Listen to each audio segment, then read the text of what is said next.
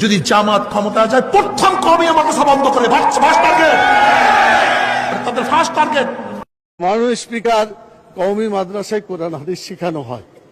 আপনার সন্তানকে যদি আমরা বা আমরা দিতে পারি, কোরআন হাদিসের বড় আলেম হয়ে সেখান থেকে বেরিয়ে আসতে পারবে। অতএব এই কওমি মাদ্রাসার প্রতি অর্থমন্ত্রীর কোনো বাজেট থাকা দরকার, যেটা আছে বলে আমার কাছে মনে হয়নি। বাংলাদেশে কওমি শিক্ষার মতন একটি ঐতিহ্যবাহী ধারা নিয়ে বাজেটে কোনো নির্দেশনা নাই।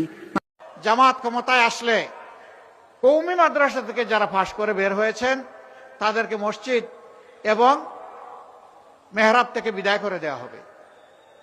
এরা মিথ্যাবাদী, এরা মিথ্যাবাদী। বলা হয় কওমি মাদ্রাসা বন্ধ করে দেওয়া হবে।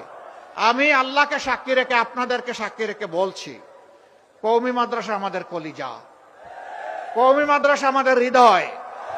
ইসলামী শিক্ষাটা তারাই এখন ধরে রেখেছেন। আলিয়ার শিক্ষা সংকুচিত হয়ে এসেছে। আমরা সেই আল্লাহর উপর বিশ্বাস করি যিনি কুরআন নাজিল করেছেন। সেই কুরআনের অসংখ্য হাফিজ তৈরি হয় কওমি মাদ্রাসা থেকে। তারা আমাদের মাঝে লাগাতে চায়, বাঁধাতে চায়।